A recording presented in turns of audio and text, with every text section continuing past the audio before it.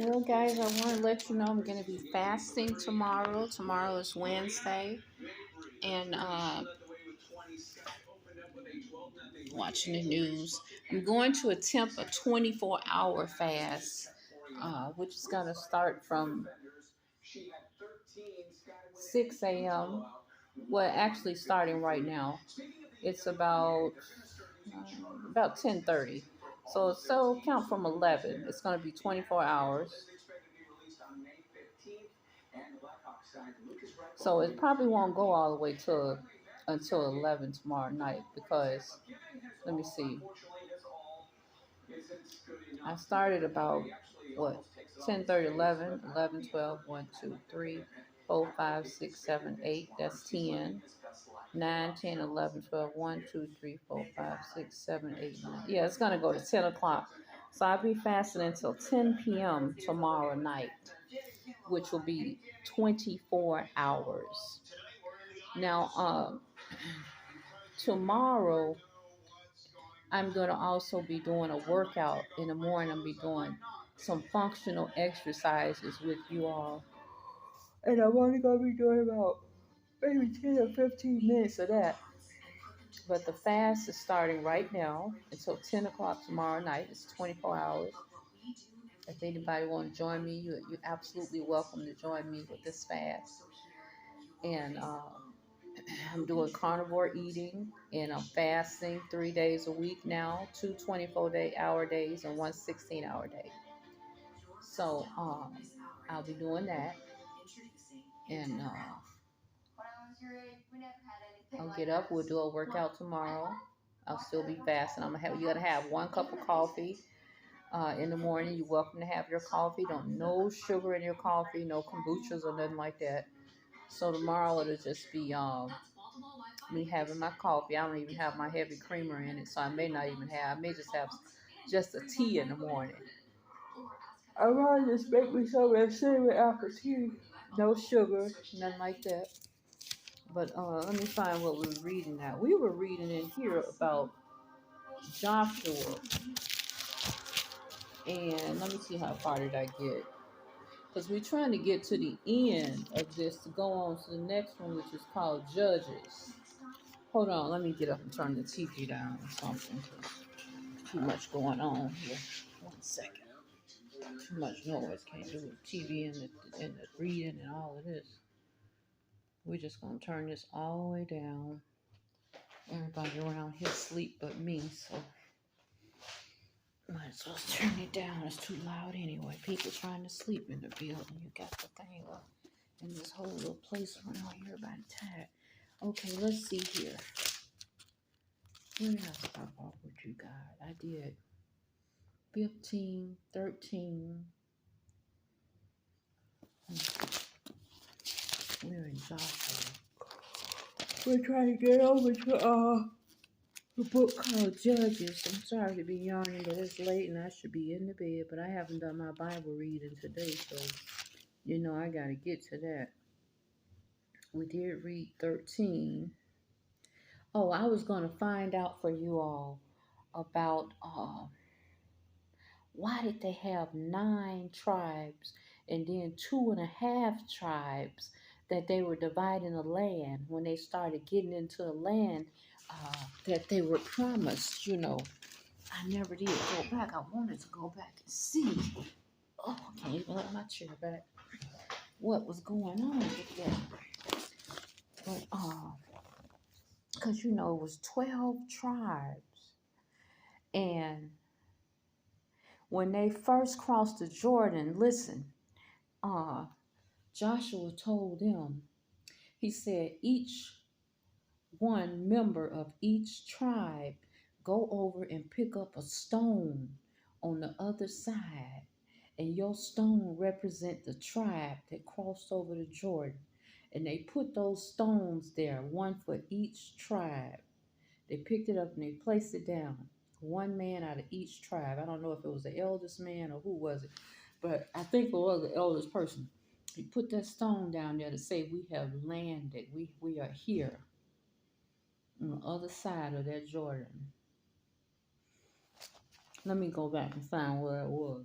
But you know what? What I wanted to tell you guys, when they had to travel, they traveled with the covenant of the ark in front of them, and the priests leading and guiding the way. And when they would do something really big, they would sound the trumpet. They said, "Sound the trumpet." And the priest would sound, the people would sound the trumpets, whoever would blow the trumpets. And then the priest was in front with, and then the two men that held the covenant of the ark. They had all of this in front of them when they walked along, going on their journeys. When they got to big parts where they had to do something major, this was letting the Lord know, we've come to this spot, we've come to this place here, alerting, because this ark represented a lot to them. Because let me tell you, inside of the ark was the manna that the Lord fed them in the wilderness. It was the staff that Moses carried to part the Red Sea, and it was the Ten Commandments that was wrote on the tablets that the Lord wrote with the finger from heaven. That's what I call him, right, with the finger from heaven. He put all of that was in the covenant of the ark. The manna to provide them, remind them God will provide. The commandments were the laws to show them how to live. And then the staff representing the miracles that God would do for them. Anything he would do for them, to get them along their ways. Let me go back. And I'm going to read to you what I'm telling you about right here. Joshua, they defeated all them kings and took over all them territories. It was amazing that they would have to go in, spy out the land, see who was there, and make their plan to conquer. So, um, they would do it each and every time. They would find a way to get in there and do it. And one time, the kings had came all up against them and said, all the different kings, they said, we're going to have to come together to tackle this group of these Israelites that's coming over here to take over our land. We're going to have to get all together and mount up and try to tackle them all together at one time. But it didn't work. You know why? Because they had the Lord on their side. And see, they were not fighting a war just with them. And it was a lot of them traveling, a lot of them, because they got 12 tribes of people. And then in the 12 tribes is different people in each tribe, the family, the brothers and sisters, and different members and all of that. So they had a lot of people traveling. But the Lord was in front. You see what I'm saying? He was in front and he was guiding their way. And that's what he told Moses. He said, I will lead you and I will guide your way, tell you which way to go and what to do. Let me see what I can find here to tell y'all about this. Because he said, I'm going to give y'all the land of the Hittites, the Amorites, the Canaanites, the Perizzites, the Hevitites, the Jebusites. He gave them all of those lands. I read that to you guys. He gave them all of those lands. But I wanted to tell y'all about how they was sound the trumpet and then they would go in and do something. They said, sound the trumpet.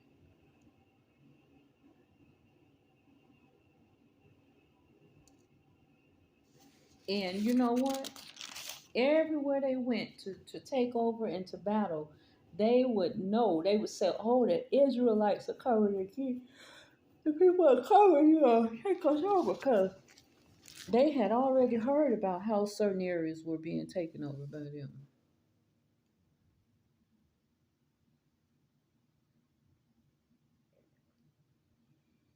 Because listen to what the Lord said in Joshua 8. He said, and the Lord said unto Joshua, fear not, neither be thou dismayed. Take all the people of war with thee, and arise and go up to Ai, and see, I have given into thy hand the king of Ai, and his people, and his city, and his land. Everywhere they went, it was given unto them. They didn't do it by their own will. They were praying, they were taking God with them. And he said, and seize upon the city, for the Lord your God will deliver it in your hands unto you. And it shall be, when ye have taken the city, that ye shall set the city on fire, according to the commandment of the Lord shall ye do. See, I have commanded you. And whatever the Lord said, that's what they did. That's how they played it. And they were successful. They went with the Lord in front of them. They were praying, believing people, and that's how they lived, and that's what they did. Now let me see here. Because we all the way down to the end of this. I don't want to go back. Let's see, I think I did 14.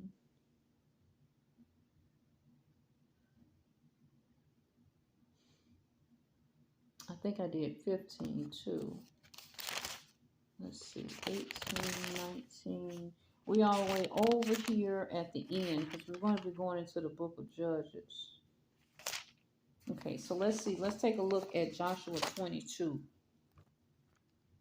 Then Joshua called the Reubenites and the Gadites and the half tribe of Manasseh, and said unto them, Ye have kept all that Moses, the servant of the Lord, commanded you, and have obeyed my voice in all that I commanded you. Ye have not left your brethren these many days until this day, but have kept the charge of the commandment of the Lord your God. And now the Lord your God had given rest unto your brethren, as he promised them. Therefore now return ye, and get ye unto your tents, and unto the land of your possession, which Moses the servant of the Lord gave you on the other side of Jordan. I told you guys when they got to the Jordan, Joshua had those priests in that Ark of the Covenant in the front, and the waters swole back on each side, just like it did for Moses. And they crossed on over to the other side. It happened a second time. It happened with Joshua. But Joshua didn't have the staff, but the staff was in the Ark of the Covenant that they had in front of them, guiding them everywhere they went. Everywhere they went, when they would travel, they would put that priest out there in front, those priests, they would put that Ark of the Covenant, and they had the men with the trumpets, and they would say, sound the trumpets, do, do, do, do, and they would go on, and the Ark was leading and guiding them because they said this is the presence of God right here, because they believed that the things that they went through meant something, and that God was their only way to survive. So they said, we must have these three things in this ark right here to guide us through. That manna they ate for 40 years, that staff, and that Ten Commandments, the Ten Commandments, the laws of God. And they said, we will run our lives based off of this. The Lord will give us the food, he will provide the miracles, and we must live our lives according to the law. So they was all about living according to the law. Now we ourselves, we have a natural law, but we're all about living under grace. Not meaning that we have the right to go out and commit the sin because we know we can ask forgiveness. No, that's not what it's about. Now, it is about doing your best to better yourself, even if you make a mistake, going back and fixing that mistake so you can get on the right path. Okay, so let's see here. We're in Joshua 22, it says, but take diligent heed to do the commandment and the law which Moses, the servant of the Lord, charged you, to love your Lord your God, and to walk in all his ways, and keep his commandments, and to cleave unto him, and to serve him with all your heart, with all your soul. So Joshua blessed them and sent them away, and they went into their tents. Now, to the one half of the tribe of Manasseh, Moses had given possessions in Bashan, but unto the other half thereof gave Joshua among their brethren on this side of Jordan westward. And when Joshua sent them away also unto their tents, then he blessed them. And he spake unto them, saying, Return with much riches unto your tents, and with very much cattle, with silver, and with gold, and with brass, and with iron, and with very much remnant, divide the spoil of your enemies with your brethren. And the children of Reuben, and the children of Gad, and the half tribe of Manasseh returned and departed from the children of Israel out of the Shiloh, which is in the land of Canaan, to go unto the country of Gilead, to the land of their possession. Wherefore they were possessed according to the word of the Lord by the hand of Moses. And when they came unto the borders of Jordan that are in the land of Canaan, the children of Reuben and the children of Gad and the half tribe of Manasseh built there an altar by Jordan, a great altar to see to. And the children of Israel heard say, Behold, the children of Reuben and the children of Gad and the half tribe of Manasseh have built an altar over against the land of Canaan in the borders of Jordan, at the passage of the children of Israel. And when the children of Israel heard of it, the whole congregation of the children of Israel gathered themselves together at Shiloh to go up to war against them. And the children of Israel sent unto the children of Reuben and the children of Gad and the half tribe of Manasseh into the land of Gilead, Phinehas, the son of Eleazar the priest, and with him 10 princes of each chief house, a prince throughout all the tribe of Israel, and each one was an head of the house of their fathers among the thousands of Israel.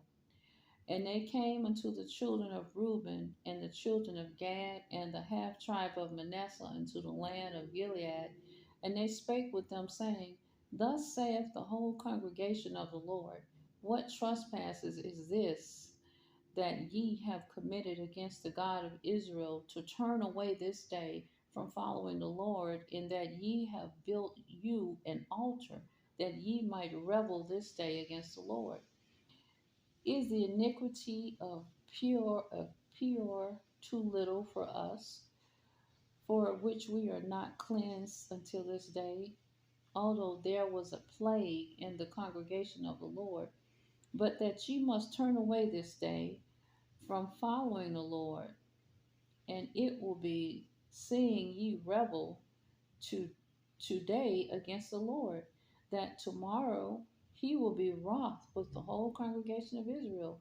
Notwithstanding, if the land of your possession be unclean, then pass ye over unto the land of the possession of the Lord, wherein the Lord's tabernacle dwelt, and take possession among us. But rebel not against the Lord, not rebel against us, in building you an altar beside the altar of the Lord our God. So they had built themselves another altar beside the real altar that they used there for prayer to God. They built another altar. Did not Achan, the son of Zerah, commit a trespass and the accursed thing, and wrath fell on all the congregation of Israel, and that man perished not alone in his iniquity? So they're saying what you're doing could harm all of us, because you know that it's not right, and we can't allow it to happen. That's what they're telling them, you know, telling them you can't do that. Okay, so then the children of Reuben and the children of Gad and the half tribe answered and said unto the heads of the thousand of Israel, The Lord God of gods, the Lord God of gods, he knoweth, and Israel he shall know, if it be in rebellion or if in transgression against the Lord. Save us not this day, that we have built us an altar to turn from following the Lord, or if to offer thereon burnt offering or meat offering, or if to offer peace offering thereon. Let the Lord himself require it. And if we have not rather done it for fear of this thing, saying, In time to come, your children might speak unto our children, saying, What have ye to do with the Lord God of Israel? For the Lord hath made Jordan a border between us and you. Ye children of Reuben and children of Gad, ye have no part in the Lord. So shall your children make our children cease from fearing the Lord. Therefore we said, let us now prepare to build us an altar, not for burnt offering nor for sacrifice, but it may be a witness between us and you and our generation after us, that we might do the service of the Lord before him with our burnt offerings and with our sacrifices and with our peace offerings, that your children may not say to our children in time to come, ye have no part in the Lord. Therefore said we, that it shall be when they should say so say to us or to our generations in time to come, that we may say again, behold, the pattern of the altar of the Lord, which our fathers made, not for burnt offerings nor for sacrifices, but it is a witness between us and you. For God forbid that we should rebel against the Lord. So they're telling them not to build an altar to other gods, but to build an altar unto God. I believe that's what they're telling them. Let me see. It says, God forbid that we should rebel against the Lord and turn this day from following the Lord to build an altar for burnt offering, for meat offering, for sacrifices, beside the altar of the Lord our God that is before his tabernacle. And when Phinehas the priest and the prince of the congregation and heads of thousands of Israel which were with him heard the words that the children of Reuben and the children of Gad and the children of Manasseh spoke, it pleased them. And Phinehas the son of Eleazar the priest said unto the children of Reuben and to the children of Gad and to the children of Manasseh, this day we perceive that the Lord is among us, because ye have not committed this trespass against the Lord. Now ye have delivered the children of Israel out of the hand of the Lord. So they agreed not to build the altar, the other altar, but to just to use the altar they had to serve the Lord. They were building a second altar next to that altar to serve another God. He said, no, we don't want you to do that. You see, guys, I'm trying to grow my hair out naturally, because they said it's healthier to grow natural hair. And I cut it back here in March. But, because when you wear that hair on top of it, like wig and artificial hair and things like that, it makes it hard for the hair to grow. So I said, I'm going to take it off a lot of times so that my hair can get some hair and it can actually start back growing. As I said, this is May, so that's March, April, that's 2.5 months. My hair ain't did too much of nothing, so I said it's time to just take it off and let it grow. It's warm enough outside as well. So let's see here. It says, and the things pleased the children of Israel, and the children of Israel blessed God, and did not intend to go up against them in the battle to destroy the land wherein the children of Reuben and Gad dwelt. And the children of Reuben and the children of Gad called the altar Ed, for it shall be a witness between us and the Lord, and between us that the Lord is God. And that's chapter 22. Chapter 23 is next. We'll read that next. There's only 2 more chapters in Joshua, then go over to Judges.